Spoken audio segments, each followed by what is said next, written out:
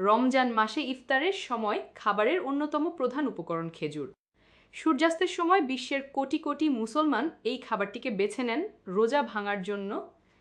কিন্তু খেজুরে এমন কি চিকিৎসাগত উপকারিতা রয়েছে যা রোজাদারদের জন্য একে একটি আদর্শ খাবার করে তোলে?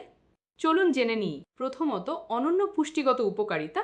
রমজান মাসে সূর্যোদয় থেকে সূর্যাস্ত পর্যন্ত এই দীর্ঘ সময় কিছু না খেয়ে থাকতে হয়। অনেকক্ষণ ধরে না খাওয়ার পর খেজুরের পুষ্টিগুণ মানুষের পাকস্থলীর জন্য একটি চমৎকার খাবার।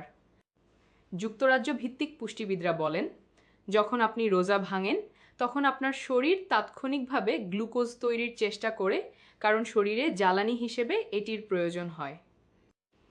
খেজুরে প্রচুর পরিমাণে চিনি থাকে, যা অন্যান্য খাবারের তুলনায় রক্তে শর্করার মাত্রা অনেক দ্রুত বৃদ্ধি করে। পুষ্টিবিদরা আরও বলেন, খেজুর অসাধারণ একটি খাবার, কারণ এতে শর্করা এবং জটিল কার্বোহাইড্রেট উভয়ই থাকে। এর অর্থ হলো এই ফলটি শরীরকে প্রচুর পরিমাণে শক্তি সরবরাহ করে। যারা দীর্ঘ সময় ধরে কিছু খাননি তাদের জন্য এটি আদর্শ। খেজুর vitamin A, vitamin K, vitamin বি6 এবং আয়রনে সমৃদ্ধ। এছাড়া অল্প সময়ের মধ্যে শরীরকে প্রয়োজনীয় সমস্ত পুষ্টি সরবরাহ করতেও সহায়তা করে এই খাবারটি। দ্বিতীয়ত, পানি শূন্যতা রোধ।